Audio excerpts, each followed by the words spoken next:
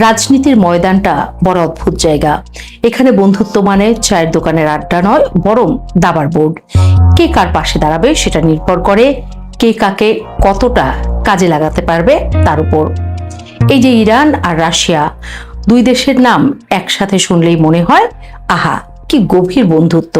কিন্তু একটু খোঁচা দিলে, নেড়েচেড়ে দেখলে বোঝা যায় এই সম্পর্কটা আসলে অনেকটা তোমার দরকারে আমি আর আমার দরকারে তুমি, এর বেশি কিছু নয়। এখন প্রশ্নটা হচ্ছে, রাশিয়া ইরানকে ঠিক কতটা সাহায্য করছে? শুরুতে একটা মজার কথা বলি। ডোনাল্ড ট্রাম্প সাহেব নিজেই বলেছেন রাশিয়া ইরানকে খুব বেশি সাহায্য করছে না, বরং সামান্য কিছু। এই কথাটা শুনে অনেকেই ভাবতে পারেন তাহলে তো সব গুজব। কিন্তু রাজনীতিতে সামান্য শব্দটা কখনো ছোট না। অনেক সময় এই সামান্য জিনিসটাই পুরো খেলাটা ঘুরিয়ে দেয়। না, ইরান এখন পর্যন্ত কোনো সামরিক শক্তির জন্য রাশিয়ার কাছে যায়নি।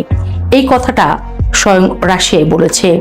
ইরান এখন পর্যন্ত একাই লড়ে যাচ্ছে, এটি সত্য মানেন স্বয়ং ট্রাম্প।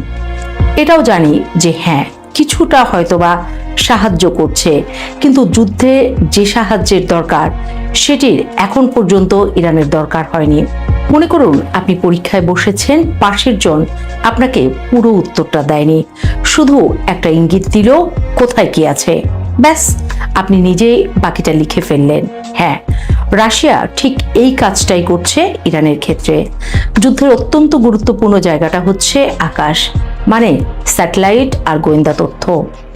ইরানের যে খুইয়াম স্যাটেলাইট, সেটা কিন্তু হুট করে আকাশে উড়ে যায়নি, এর পেছনে রাশিয়ার বড় ভূমিকা আছে।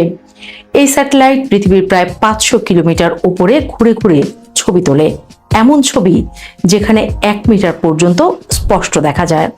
ভাবুন তো, আপনার বাড়ির ছাদে কে দাঁড়িয়ে আছে সেটাও যদি কেউ আকাশ থেকে দেখতে পারে, তাহলে যুদ্ধের মাঠে এর মূল্য কতটা। কিন্তু আসল খেলা এখানেও শেষ নয়। রাশিয়ার নিজের একটা গুপ্তচর স্যাটেলাইট ব্যবস্থা আছে যার নাম লিয়ানা। সেই সিস্টেম এমনভাবে তৈরি যাতে সমুদ্রের মধ্যে মার্কিন যুদ্ধজাহাজ পর্যন্ত খুঁজে বের করা যায়। এখন যদি এই তথ্যের কিছু অংশ ইরানকে দেয়া হয়, তাহলে ইরান নিজেই মিসাইল কোথায় ছুড়বে তা বুঝে নেওয়া তার জন্য অনেক সহজ হয়ে যায়। এখানে একটা কথা মাথায় রাখতে হবে, রাশিয়া সরাসরি যুদ্ধ করছে না, তারা মাঠে নেমে গুলি ছুটছে না, কিন্তু আড়াল থেকে কোথায় গুলি ছুড়লে লাগবে এই তথ্যটা দিয়ে দিচ্ছে। আর এই তথ্যই অনেক সময় অস্ত্রের চেয়েও বেশি শক্তিশালী। তবে এটাও সত্যি, এই সহযোগিতা একমুখী নয়, বরং ইরানও রাশিয়াকে কম সাহায্য করেনি। বিশেষ করে ইউক্রেন যুদ্ধের সময় ইরানের শাহেদ ড্রোনগুলো রাশিয়ার জন্য যেন একেবারে সোনার ডিম পাড়া হাঁস হয়ে দাঁড়ায়। ধীর গতির হলেও এগুলো সস্তা, আর একসাথে শত শত ড্রোন পাঠালে প্রতিপক্ষের প্রতিরক্ষা ব্যবস্থা হিমশিম খেয়ে যায়। রাশিয়া এখানেই থেমে থাকেনি, তারা এই ড্রোনগুলোকে আরো আধুনিক করেছে, ক্যামেরা, উন্নত নেভিগেশন, এমনকি কৃত্রিম বুদ্ধিমত্তা পর্যন্ত যোগ করেছে। তারপর সেই প্রযুক্তির কিছু অংশ আবার ইরানকে ফিরিয়ে দিয়েছে। মানে দুজন মিলে একে অপরকে আপগ্রেড করছে, যেন দুই বন্ধু একে অপরের নোট দেখে পরীক্ষার প্রস্তুতি নিচ্ছে। এখন চলে আসি আসল নাটকে। রাশিয়া কি চায় ইরানের যুদ্ধ চলতে থাকুক? উত্তরটা কৌতুকপূর্ণ, হ্যাঁ চায়, তবে সেটা বন্ধুত্বের জন্য নয়, নিজের স্বার্থের জন্য। এই যুদ্ধ যতদিন চলবে তেলের দাম তত বাড়বে, আর তেলের দাম বাড়া মানে রাশিয়ার পকেট ভরা। ইউক্রেন যুদ্ধের কারণে রাশিয়া অনেক অর্থনৈতিক চাপে ছিল, কিন্তু ইরান যদি হরমুজ প্রণালী নিয়ে টানাটানি করে, বিশ্ববাজারে তেলের দাম হুহু করে বাড়ে, আর সেই সুযোগে রাশিয়া নিজের তেল বেশি দামে বিক্রি করতে পারে। মানে ইরান যুদ্ধ করছে আর রাশিয়া সেই যুদ্ধের ধোঁয়ায় বসে চা খাচ্ছে। এটিও বলে রাখা ভালো, ইরানও সহসাই চাচ্ছে না যুদ্ধ বন্ধ করতে, তারাও এবার এসপার ওসপার ফলাফল চায়। আরেকটা ব্যাপার আছে, পশ্চিমা দেশগুলো যখন ইরান নিয়ে ব্যস্ত, তখন তাদের মনোযোগ কিছুটা হলেও ইউক্রেন থেকে সরে যায়। এই সুযোগে রাশিয়া নিজের যুদ্ধ চালিয়ে যেতে পারে একটু স্বস্তিতে। একে বলে এক ঢিলে দুই পাখি মারা। কিন্তু এখানে একটা ভুল বোঝাবুঝি যেন না হয়। রাশিয়া চায় না ইরান খুব দ্রুত জিতে যাক, আবার পুরোপুরি হারুক সেটাও চায় না। তারা চায় যুদ্ধটা চলুক একটা নিয়ন্ত্রিত উত্তেজনার মধ্যে, কারণ যুদ্ধ শেষ হয়ে গেলে এই লাভের খেলা বন্ধ হয়ে যাবে। আর এই জায়গাটাই সবচেয়ে মজার। বন্ধুর বিপদে পাশে দাঁড়ানোর গল্প আমরা ছোটবেলা থেকে শুনেছি, কিন্তু এখানে বন্ধু পাশে দাঁড়ায়, তবে এতটুকুই যাতে বন্ধু পড়ে না যায়, আবার উঠে দাঁড়িয়েও পুরো দৌড় দিতে না পারে।